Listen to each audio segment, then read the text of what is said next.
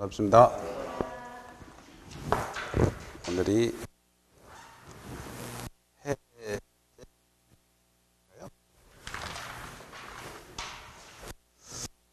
288 맞죠? 288페이지 맞죠? 아닌가요? 맞죠? 네. 거기에 해제가 있습니다. 해제. 법률 행위를 해제한다. 해제한다는 거는, 자, 해지를 하면은 계약을 소급에서 무효로 만들어요. 그리고 해제 효과가 첫째가, 두 번째가 원상회복을 해야 되고요. 원상회복. 그 다음에 세 번째가 손해배상을 청구할 수 있어요. 그래서 소급무효, 원상회복, 손해배상. 이게 세 가지가 있습니다. 근데 이제 해제라는 것은 이렇게 처음부터 효과가 없애버리는데, 소급무효와 관련해서 갑이라는 사람이 있다, 건물이 있다 했을 때, 을이 있다.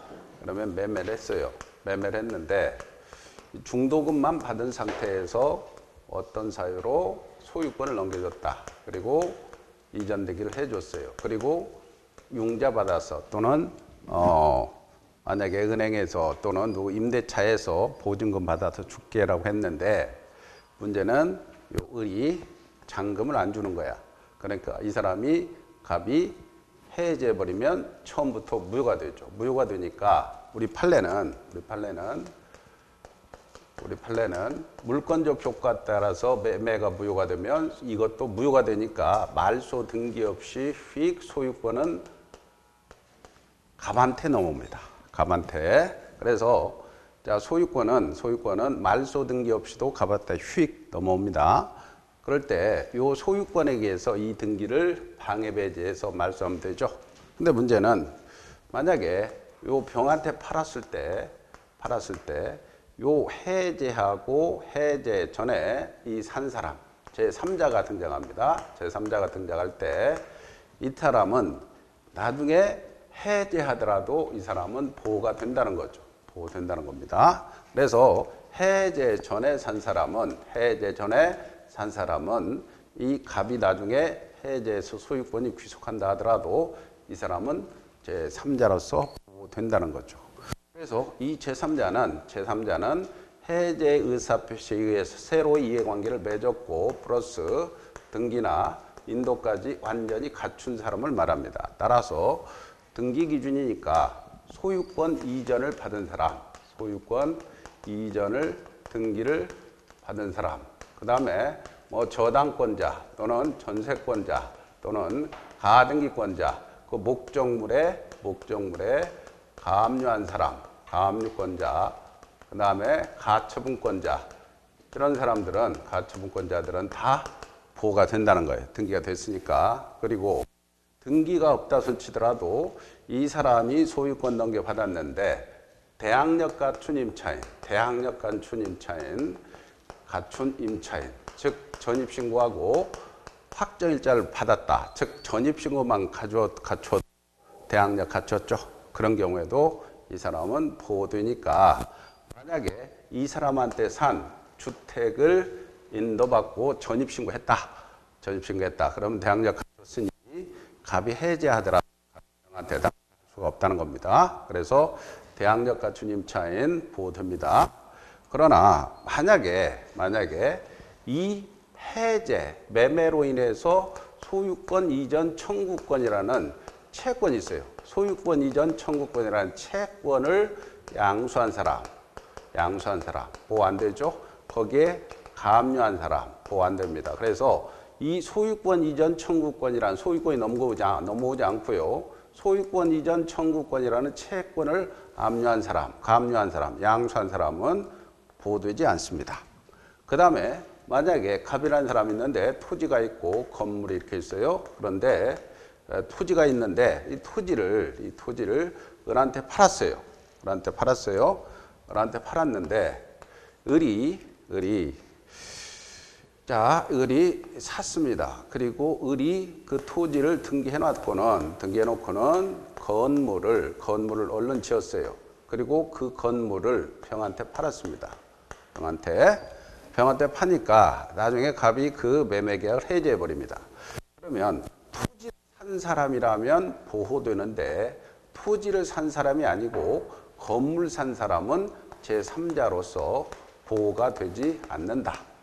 그래서 토지를 산 사람은 보호됩니다. 그러나 건물 산 사람은 보호가 안 되더라.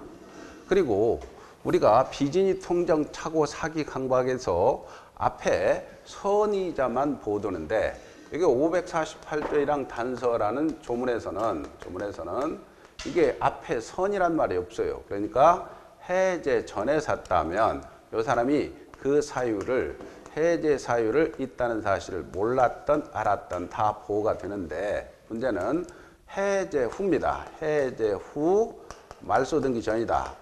말소 등기 전이라면 제3자는 무조건 선이어야 됩니다. 그래서 해제 후 말소 등기 전이라면 선이만 뭐하고 해제 전에 산 사람은 선악불물하고 보호가 된다는 거죠. 그래서 해제 후 말소 등기 전이다. 그러면 선의 제3자도 보호된다는 것. 이게 이제 핵심이고. 그 다음에 원상회복입니다. 원상회복은 이게 원물 반환입니다. 원물 그대로 반환해야 돼요. 원물을 반환해야 되고 이게 선악을 구분하지 않습니다. 그리고 만약 원물 반환할 때 받은 금전이 있다. 그러면 받은 날로부터 이자를 지급해야 되는데 이자는 부당이득의 이자라고 하는 게 판례 기출이죠. 이게 부당이득이죠. 만약에 원물 반환할 수 없다. 그러면 가액을 반환합니다. 가액을 반환해야 된다. 그리고 손해배상 청구할 수 있는데 해제하더라도 별도 손해배상 청구할 수 있다. 이 손해배상은 우리 판례가 원래 이행이익이 원칙입니다. 이행이익이 원칙인데 예외적으로 실내이익도 일이익도 가능하다. 예외입니다. 그리고 원상회복과 손해배상은 이게 동시행관계다. 동시이행관계라고 합니다. 판례가. 그래서 원상회복과 손해배상은 동시행관계다. 이렇게 보고 이게 해제 효과가 가장 중요하고요. 그 다음에 해제권의 발생 원인을 봤더니 해제권은 발생 원인을 봤더니 약정해제권과 법정해제권이 있습니다. 법정해제권. 그래서 약정해제와 법정해제가 있는데 이 법정해제는 채무불이행해야 됩니다. 채무불이행이라는 것은 채무자의 고의과실 책임이 있어야 됩니다. 채무자의 책임이 있다. 그럴 때 이 채무불이행에는 첫째 이행지체가 있습니다. 그러면 이행지체는 아주 안 주는 거죠. 그럴 때는 일단은 상당 기간을 정해서 최고를 하고 상당 기간을 정해서 최고를 하고 그때 없으면 해제합니다. 그 다음에 정기행위라는 게 있어요. 정기행위. 이게 결혼식장에 결혼식장에 턱시도 주문 이런 것들은 일정한 기간 내에 행해지지 않으면 의미가 없죠. 그런 경우는 최고를 하지 않고 해제하는데 단 해제 의사표시는 하라. 해제의 의사표시는 해야 된다는 게 기출 판례죠. 해제 의사표시는 해야 됩니다. 그 다음에 이행불능이라는 게 있어요.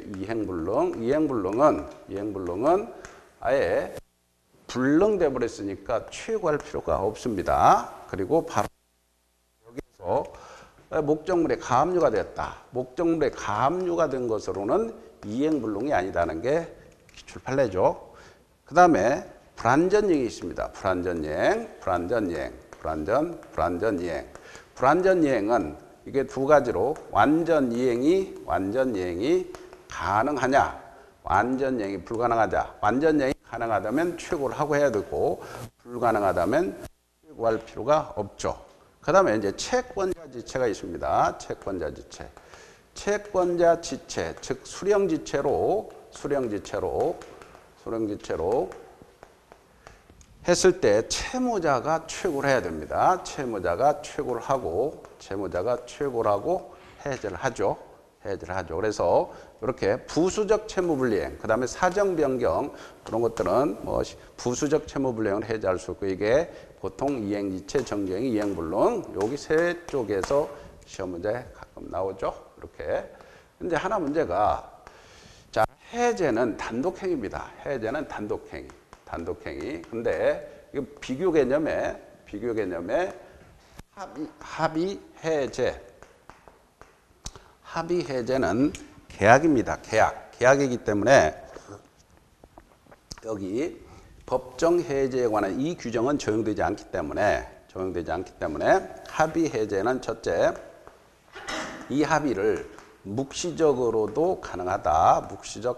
해제도. 두 번째 합의니까 계약에 의해서 발생하니까 요게 받은 이자 아까 여기 금전에 이자 지급하라 그랬죠. 그래서 받은 금전에 이자 지급할 필요가 없습니다. 그 다음에 요게 합의로 되어 있기 때문에 손해배상 문제는 발생하지 않습니다. 그래서 합의 해제의 경우는 받은 금전에 이자 지급할 필요 없고 이 손해배상 청구할 수 없다. 그럼 이제 약정 뭐냐? 이 약정은 해제권이라는 단독행위가 약속에 의해서 발생하니 이것도 약속에 의해서 발생하니 해제할 때 최고할 필요는 없죠. 없다. 그 다음에 손해배상도 청구할 수가 없죠. 손해배상도 청구할 수 없다. 이런 문제들이 중요하게 논점입니다.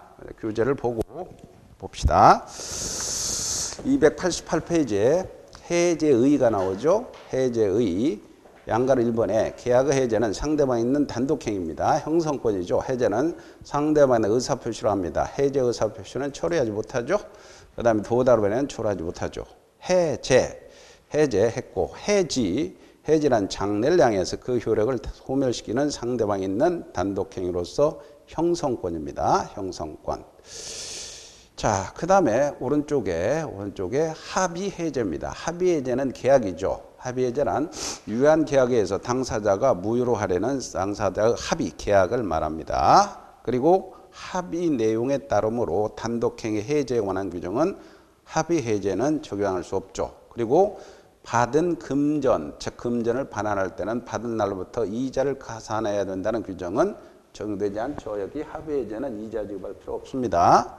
그 다음에 거기에 기업도 마찬가지죠. 판례가 하면 합의해제의 경우에도 소유권은 당연히 매도인에게 복귀합니다. 제3자의 권리를 해하지 못한다. 합의해제의 경우에도 제3자의 권리를 해하지 못한다는 건 그대로 적용됩니다. 그 다음에 니은 묵시적 합의해제 가능합니다. 묵시적으로 가능하다. 그 다음에 넘겨보시고 다음 페이지 니을 판례죠. 계약의 합의해제와 채무불이행으로 손해배상 청구 가능한가? X라고 쓰세요. 그래서 맨 마지막 줄 합의해제는 손해배상 청구할 수 없죠. 여기 합의해제는 단독행위에서 나오는 저 손해배상이 아니고 이거는 손해배상 청구할 수가 없습니다. 그 다음에 미음은 합의해제 효력은 세 번째 줄 금전에 관해서 받은 날로부터 이자를 반환할 의무는 있는 것은 아니다. 두 개는 기출이 나왔어요. 그래서 아까 해제는 단독행위니까 이 부분에 받은 날로부터 이자 지급해야 되는데 합의해제는 이자 지급할 필요 없고요. 단독행위는 손해배상인데 이 손해배상은 청구할 수가 없다는 겁니다. 손해배상은 청구할 수 없다. 자, 그 다음에 해제권의 발생입니다. 약정해제권입니다. 약정해제권은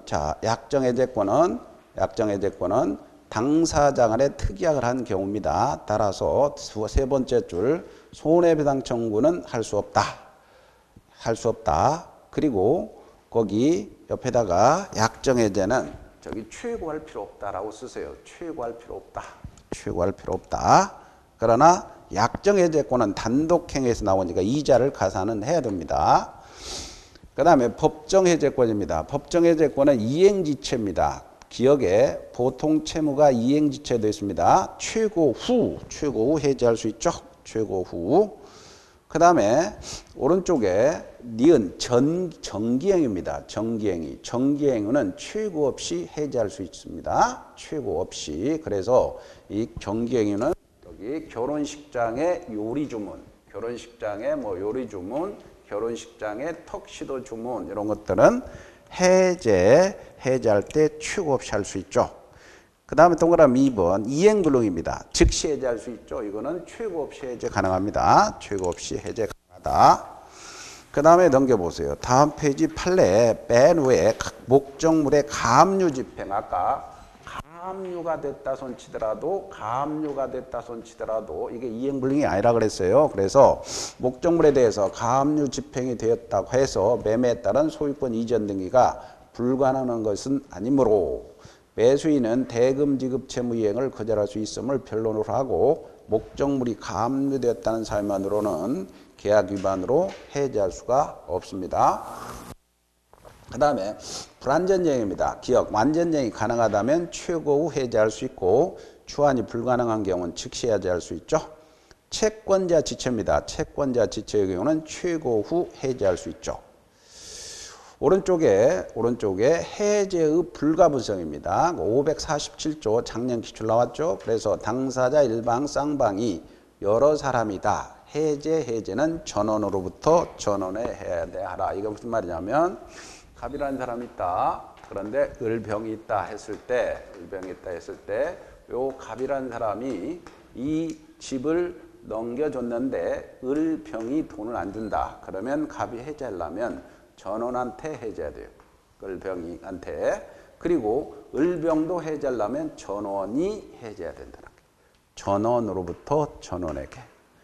그거 작년에 기출해 왔고요. 해제 효과 있습니다. 해제 효과는 548조 1항 중요하죠. 별표치고 당사자 일방이 계약을 해제한 때는 각 당사자는 상대 원상 회복 의무가 있습니다. 그러나 제3자의 권리를 해하지 못한다. 아까 제3자의 권리를 해하지 못한 앞에 선악을 구분하지 않았죠.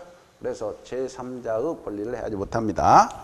2항 전항의 경우에 반환할 금전에는 받은 날로부터 이자를 지급해야 됩니다. 받은 날로부터 이자. 이자가 부당이득의 이자라 그랬습니다.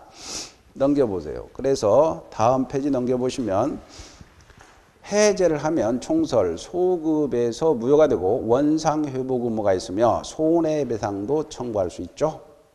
계약 해제로서 제3자의 권리를 해하지 못한다. 즉 원상회복 시 소유권 이전 의무와 대금 지급은 동시행관계라고 그랬습니다. 그 다음에 동그라미 2번 해제로 인한 원상회복의 범위입니다. 그럴 때는 세 번째 줄을 선악불문하고 특단의 사유가 없는 한 전부 원물 반환을 해야 돼요. 그 다음에 동그라미 3번 금전을 반환하는 경우는 받은 날로부터 이자를 지급해야 되는데 이 이자는 지연이자가 아니고 부당이득이자라는 게 기출 판례죠. 오른쪽에 사례 보세요. 사례.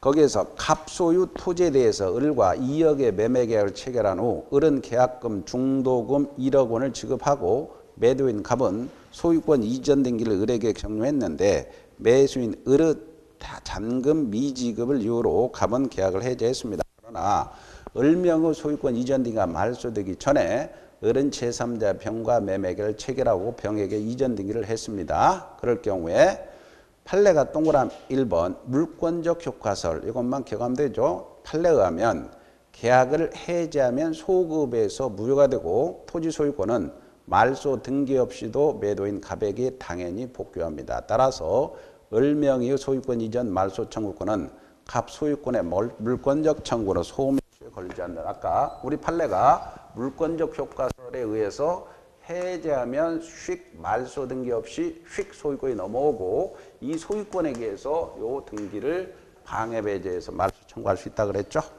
그 판례만 기억하시면 되고요.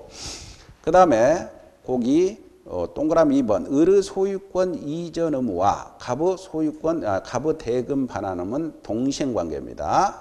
그러나 동그라미 3번 해제로서 제3자 권리를 해하지 못하므로 해자가 있기 전에 을과 거래하고 등기나 인도를 완전히 권리를 취득한 제3자 병은 거래 안전을 보호해서 보호됩니다. 판례는 해제 후 말소 등기 전이라면 선이자도 보호되죠. 그래서 해제 전에 샀다면 선악불문하고 보호되지만 해제 후 말소 등기 전에 샀다면 선이자만 보호된다 그랬습니다.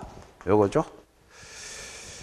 자, 넘겨보세요. 그 다음에 해제와 제3자의 보호입니다. 거기에 1번은 쭉 있고요. 2번에 동그라미 1번 보세요. 동그라미 1번은 소유권 이전 등기를 받은 매수인 보호됩니다. 목적물에 가압류한 가압류 채권자 보호돼요. 등기된 전세권자 되죠.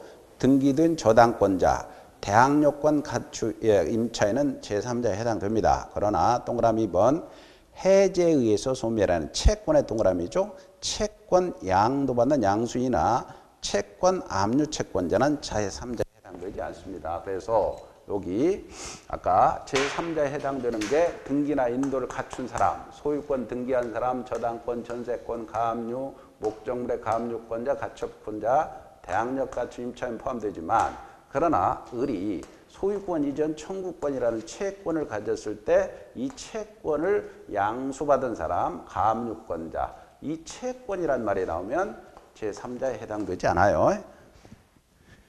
자, 그 다음에 오른쪽에 자 양가로 3번에 해제와 제3자입니다. 그 다시 돼 있으니까 동그라미 3번이 아까 했습니다. 해제 후 원상회복 즉 발소 등기 전에 선의 제3자는 보호된다 그랬죠. 보호됩니다. 밑에 Q 보세요. Q 기출문제. 갑소유 X토지와 을소유 Y주택의 교환계약에 따라서 각각 소유권 이전 등기가 맞춰졌습니다. 그래서 그러니까 X토지 갑소유 X토지하고 그 다음에 을소유 Y토지가 이렇게 교환계약 소유권이 이렇게 넘어왔다는 거죠. 넘어왔는데 문제는 그 계약 해제됐습니다. 해제 소급표로 보호되는 제3자에 해당되지 않는 걸 뭐로 고르쇼 그랬어요. 계약 해제 전에 을로부터 X토지를 매수해 소유권 등기했으니까 보호되죠. 등기했잖아요. 보호됩니다. 그 다음에 계약 해제 전 을로부터 토지를 매수해서 그 소유권 이전 청구권 보존을 해서 가등기에 등기를 했으니까 보호되죠. 맞습니다. 계약 해제 전 갑으로부터 Y주택을 임차해서 대항력 갖춘 임차인 보호되죠. 다 보호됩니다. 그러나 니을 해제 전 X토지상의 을의 신축한 건물을 매수한 자, 신축한 건물 매수한 자 아까 토지를 팔았는데 그 토지의 건물을 신축해서 매수한 자는 보호되지 않는다 그랬죠. 네? 보호되지 않습니다. 답은 니을이죠. 자, 넘겨보세요. 넘겨보시고 그 다음에 다음 페이지 Q 또 하나 봅시다. 계약의 해제에 관해서 틀린 걸 고르시오. 계약이 합의 해제된 경우 특약이 없는 한 반환을 금전에는 이자를 지급할 필요가 없다. 합의 해제는 계약이라고 그랬죠. 그러니까 이자 지급할 필요 없다 그랬죠. 예? 아까 단독행위입니다. 해제는 단독행위에 이자 지급하라 그랬잖아요. 합의 해제는 해제에 따라서 하니까 이자 지급할 필요 없습니다. 2번 계약의 상대가 여럿이다. 그러면 해제권자는 전원에 대해서 행세권을 행사해야 되죠. 아까 조문 있었고요. 매매계약 해제로 인해서 양 당사자가 부담하는 원상회복은 동생관계죠. 맞습니다. 4번 성질상 일정한 기간 내에 이행하지 않으면 목적을 달성할 수 없는 계약에서 당사자 일방이 시기에 이행하지 않으면 해제 의사표시가 없더라도 해제 효과가 발생. 이게 틀렸죠. 아까 정기행위죠. 정기행위는 최고 없이는 하지만 해제 의사표시는 하라 그랬습니다. 해제 의사. 이게 틀렸죠. 그 다음에 매매대금 채권이 동그라미. 채권이 양도된 후 계약이 해제됐습니다. 그 채권 양수인은 제3자에 해당되지 않는다. 아까 채권 양수인은 제3자에 해당 안 된다 그랬죠? 네? 안 된다 그랬습니다. 이런 문제들이 출제가 됩니다. 자, 여기까지 하시고 다음 페이지인데 넘겨보면 해제권의 소멸, 해지는 맨 위에 이제 해지는 그 해지 효과는 거기다 자 이렇게 자 장래요가 있습니다. 장래요 소급표가 아닙니다. 장래요. 그다음에 청산의무가 있습니다. 청산의무. 그다음에 손해배상 문제를 발생하죠. 그래서 자 장래요, 청산의무, 손해배상이다. 손해배상이다. 이렇게 해지의 효과죠. 해지의 효과. 그래서 해지 그다음에 그 이제 밑에 기출은 해지에 관해서 틀린 걸 고르시오. 아까 계약 해지 의사 표시도도 묵시적으로 이것도 묵시적으로도 할 수 있어요. 합의 해지에서 해제를 해지로 바꾸면 묵시적으로도 가능합니다. 맞고 해지 의사 표시가 상대방에 도달하면은 처리하지 못한다. 아까 해제 해지는 도달 후에는 처리 못합니다. 맞죠? 토지 임대차의 기간이 약정이 없어요. 이건 언제든지 해지 통고 가능합니다. 이따 임대차에서 배울 거예요. 조문입니다. 그 다음에 당사자 일방이 여러 사람이다. 한 사람이 해지권 소멸을 하면 다른 사람도 소멸을. 아까 이양 안 읽었는데 이 사람이 해지권 가지고 있다. 그러면 전원한테 전원이 해야 되는데 이 사람이 해지권이 소멸하면 이 사람도 소멸하는 겁니다. 이양 맞고요. 그 다음에 특별한 약정이 없는 한 합의 해지로 인해 받을 금전에는 이자를 가산하라. 아까 이 해제도 마찬가지입니다. 합의 해지의 경우니까 손해배상 문제 이자 지급할 필요가 없죠. 그죠? 그래서 5번이 틀렸죠. 그 다음에 이제 넘어가시면 매매 강로입니다. 매매는 일단 우리 매매 쪽에서는 시험 문제 잘 나오는 게 요 해제 쪽에서는 요 해제 요 부분 그다음에 해제 효과 부분이 나오고요. 매매 쪽에서는 계약금 요 부분이 가끔 잘 나오고요. 그다음에 담보 책임 요 부분을 집중적으로 공략을 해야 돼요. 그래서 요 부분 나올 때 집중적으로 공략하고 나머지 매매 많이 했으니까 563조가 있습니다.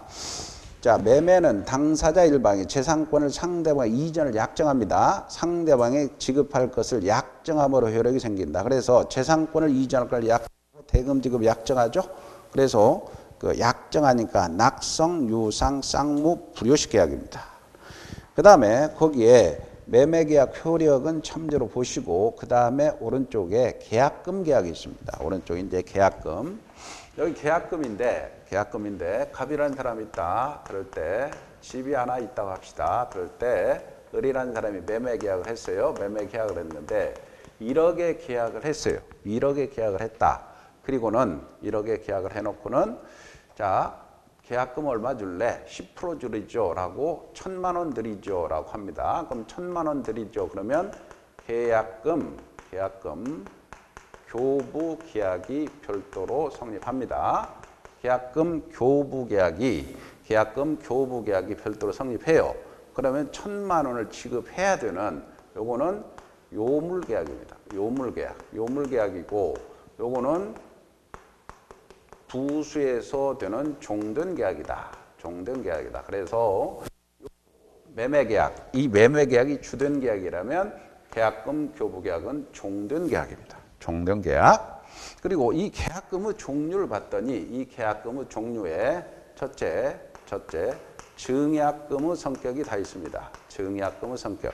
그래서 증거로서 매매를 했다는 증거로서 약속한 금액입니다. 두 번째 해약금으로 추정됩니다. 해약금으로. 그러면 565조라는 조문에 해제권을 유보한 금액이다 말이에요. 해제권을 유보한 금액이니까 1,000만 원을 지급했다면 언제든지 일방이 이행의 착수 전까지 교부자는 포기하고 수령자는 100을 상환합니다. 100을 상환해서 해제할 수 있다. 이렇게 나옵니다. 근데 여기 해제는 저쪽 해제의 소금부요, 원상회복, 손해배상 문제가 발생하죠. 법정해제. 근데 여기는 이행착수 전이니까 계약금을 포기해버리고 해제할 수 있고 갑은 2,000만 원 상환해서 해제하니까 출고할 필요가 없어요. 그리고 여기에서는 원상회복 문제가 발생하지 않아요. 원상회복. 왜냐하면 이행착수 전이니까. 그러니까 또 손해배상 문제가 발생하지 않아요. 왜? 채무불이행이 안 되니까.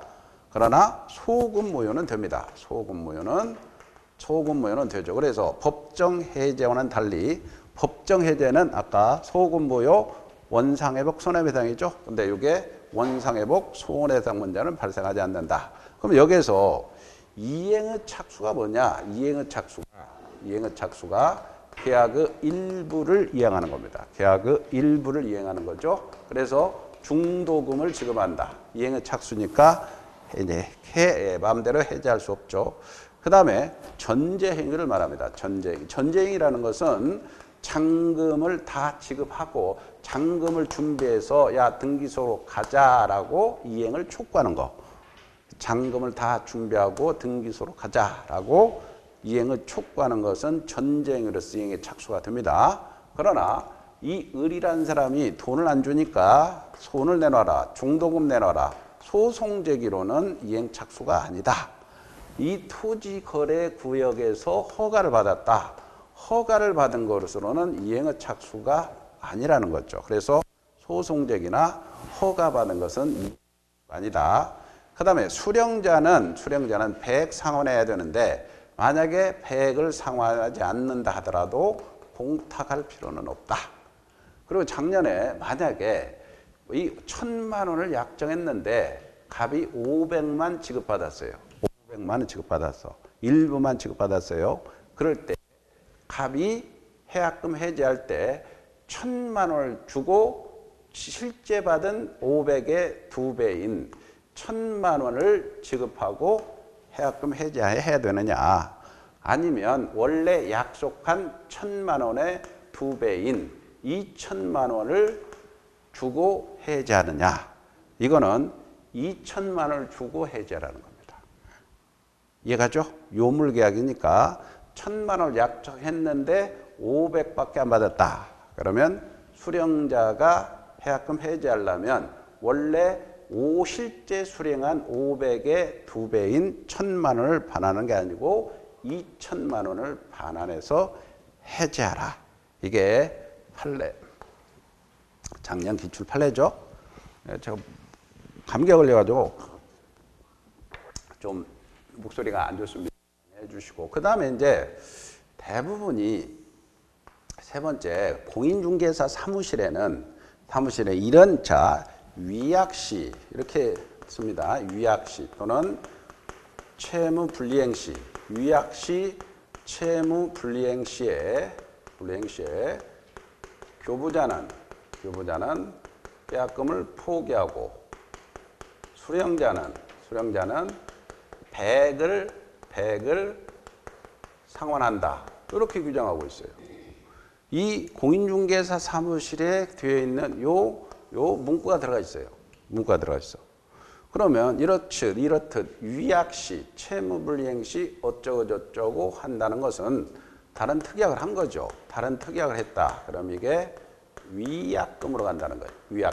위약금. 그러면 이런 특약을 하면, 위약금 특약을 하면 바로 뭘로 추정됐냐면 손해배상, 즉 손해배상의 예정으로 추정이 되어버려요. 손해배상의 예정으로 추정됩니다. 이 손해배상 예정 추정되는데 이 손해배상 예정 추정됩니다. 그러면 이렇게 특약을 했다. 그러면 교부자가 위약시에는 그 손해배상으로 그 1,000만 원을 몰수하는 거야. 그리고 별도로 손해배상은 청구할 수가 없습니다. 그러나 금액이 너무 많으면 법원이 감액을 해줍니다. 그러나 이렇게 확정할 수가 있어요. 만약에 너 위약시에 계약금 몰수하고 별도로 손해배상을 해야 된다라고 특약을 했다면 위약벌로 간다는 거예요. 위약벌로. 이럴 때는 법원이 아무리 많아도 감액을 안 해준다.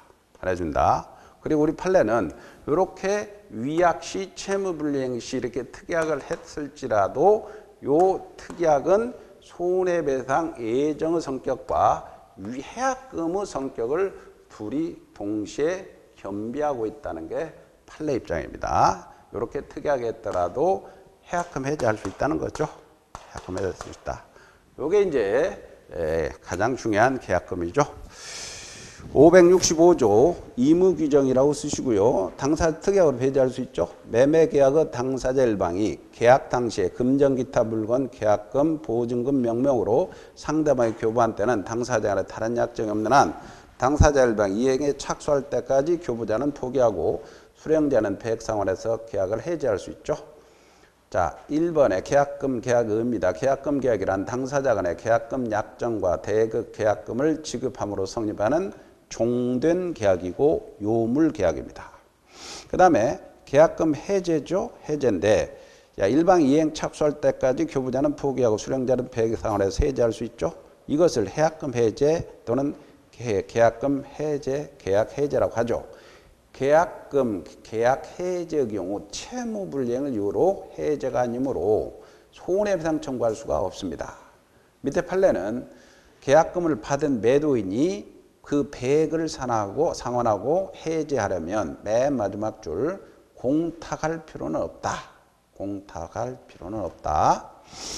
넘겨보시고요. 다음 편제 해약금의 종류에 계약금의 종류에 해약금 해제권을 유보한 금액입니다. 해제권을 유보한 금액. 위약금은 채무불이행의 경우에 지급해야 할 손해배상의 사전 약정입니다.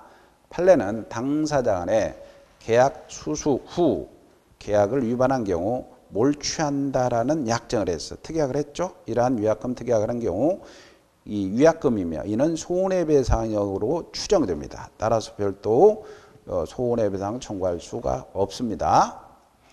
그 다음에 위약벌이란 채무불이행의 경우에 그 제재로서 손해배상액과 별도로 지급하기로 하는 사전 약정 금액을 말합니다. 계약금 몰취 약정 이외에 손해배상 책임을 진다라는 특약이 했다면 위약벌이죠. 따라서 계약금이 위약벌인 경우는 별도 손해배상 청구 가능하죠. 효과 계약금 해제를 하면 계약은 소급에서 무효가 되며 원상회복은 없으며 별도 손해배상 청구하지 못하죠. 그 다음에 계약금을 지급한 후라도 당사자 일반 귀책 사유로 채무불이행이 있으면 법정 해제는 가능하죠. 동그라미 3번 매도인이 매수인에게 이행을 최고하고 대금을 구하는 소송 제기하는 것은 이행 착수가 아니죠. 그러니까 포기하고 해제할 수 있죠. 아까 소송 제기는 이행 착수가 아니니까 해약금 해제할 수 있습니다. 그 다음에 4번 토지거래 허가구역 내에서 매매계약을 체결하고 계약금만 지급한 상태에서 거래계약을 받은 경우에 매도인은 계약금 배액 상환하고 해지할 수 있어요. 그래서 허가받은 경우에도 허가받은 경우 허가구역에서 가능하죠. 그 다음에 오른쪽 채무불이행으로 하는 해제와 계약금입니다. 그 다음에 채무불이행 상계약을 체결하면서 계약금이 수수된 경우 계약금은 위약금의 성질을 가지고 있어서 위약금이라는 특약이 없는 이상 계약이 당사자 일방의 귀책 사유로 해제되더라도 상대방은 실제 손해만을 받을 수 있을 뿐이지 그 계약금을 위약금으로 당연히 몰취하는 거 아니다. 아까 이런 위약 시에 교부자는 포기하고 이런 특약을 해야 당연히 몰수하는 건데 특약이 없으면 실제 손해배상을 입증해서 청구하라는 얘기죠. 그래서 계약금을 주어놓고 대부분이 문방구 계약서에 이 문구를 쓰니까 이때는 손해배상을 입증할 필요 없이 바로 몰수해버리는 게 손해배상 예정입니다. 자, 밑에 기출 보면 갑은 자신의 토지를 을에게 매도하며 계약금을 수령한 후 중도금, 잔금 1개월 후에 지급하라고 약정했습니다. 틀린 걸 고르시오. 갑과 을 사이에 계약금, 위약금으로 하는 특약도 가능합니다. 위약금 특약 2번. 갑과 을 사이의 계약금은 종된 계약이다. 맞죠? 중도금 지급 후에는 특약이 없는 한 계약금 포기하고 해지할 수 없죠. 을의 해약금에 대한 해제권 행사로 발생한 손해에 대해서 갑은 손해배상 청구할 수 있다. 아까 여기 손해배상은 청구할 수 있다 없다? 없다 그랬습니다. 손해배상 청구할 수 없죠. 5번 갑과 을 사이의 해약금에 관한 해제권을 배제하는 약정. 아까 의무규정이죠. 더 이상 해제권 행사할 수가 없습니다. 그 다음 페이지 넘겨보세요. 그 다음 페이지 넘겨보면 두 번째 Q도 봅시다. 두 번째 Q 기출문제. 계약금에 관해서 옳은 걸 고르시오. 계약금에 관한 해제권이 유보됐어요. 그러면 채무불이행으로 해제할 수 없다 있습니다. 이렇게 해제권이 유보된다 손치더라도 즉 계약금을 지급해서 해제권으로 해약금 성질이 있다 손치더라도 이 사람이 이행지체를 했어요. 그러면 법정 해제에서 저쪽에서 소급무효, 원상회복, 손해배상 청구할 수 있다는 겁니다. 틀렸고요. 매도인이 이행에 전혀 착수하지 않았는데 매수인 중도금 지급했으면 이행 착수했죠. 그죠? 계약금 계약을 포기하고 해지할 수가 있다가 아니고 없죠. 아까 한쪽이 일방이 이행 착수했으니까 일방이 중도금 지급했으면 이행 착수했으니까 해약금 해제는 안 됩니다. 그 다음에 3번 매도인이 계약금 배액 상환하고 해제했습니다. 매수인은 손해배상을 청구할 수가 없다. 예, 있다가 아니고 없다로 가야 되죠. 손해배상 청구할 수가 없습니다. 3번 계약금 포기나 상환에 관한 해제권 행사를 배제하는 당사자 특약은 무효가 아닙니다. 유효죠. 유효. 아까 여기 3번 아까 있잖아요. 해약금 해제 배액 상환한다 하더라도 손해배상 청구할 수 없다고 그랬어요. 네? 해약금 해제니까. 5번 매도인이 매수인의 이행을 최고하고 대금지급 소송을 제기했습니다. 소송 제기는 이행 착수가 아니죠. 매수인 계약금 포기하고 해제할 수 있습니다. 아까 소송 제기는 이행 착수가 아니라 그랬죠. 이행 착수가 아니니까 자 해약금 해제할 수 있어요. 해약금 해제할 수 있어요. 그게 이제 기출 문제입니다. 그 다음에 이제 매도인의 담보 책임이죠. 그 다음 매매에서는 이 매도인의 담보 책임이 중요합니다. 매도인의 담보 책임. 자, 요건 이번 시간에 상당히 중요한 걸 많이 배웠습니다. 그래서 다시 정리해 보면 해제다, 법정 해제다, 단독행위입니다. 소급무효, 원상회복, 손해배상. 그럴 때 해제했을 때 우리 판례는 말소 등기 없이 귀속한다. 그럴 때 제3자가 등장하면 제3자는 선악불만으로 보호됩니다. 근데 해제 후 말소 등기 전이라면 모르는 사람만 보호되고 그 다음에 제3자는 등기까지 갖춘 사람인데 등기를 갖추지 않더라도 대항력 같은 유임차에는 보호되지만 등기를 갖추지 않은 채권을 양수한 사람은 보호된다 안 된다? 안 된다. 그리고 해제권의 발생에 합의해제다. 그 다음에 합의해제는 묵시적으로 가능하고 이자 손해배상 청구할 수 없죠. 그 다음에 약정해제는 단독행위가 발생합니다. 단독해제 나오니까 최고나 손해할 필요 없죠. 법정해제는 채무불이행 이런 문제가 있었고 이 계약금이 시험 문제 매번 나옵니다. 계약금이 매번 나오니까 이런 이행 착수 전 표보자. 그런데 여러분 실무에서는 요거다 이거 위약시 이 문구가 반드시 들어있기 때문에 요거는 손해배상 예정으로 갑니다. 예정으로 가면서 해약금의 성격을 같이 가지고 있다는 게 판례 입장이다. 그리고 해약금 해제 시에는 원상회복, 손해배상 문제는 발생하지 않는다는 거죠. 자, 여기까지가 했고요. 좀 쉬었다가 하시죠. 담보 책임은 좀 쉽시다.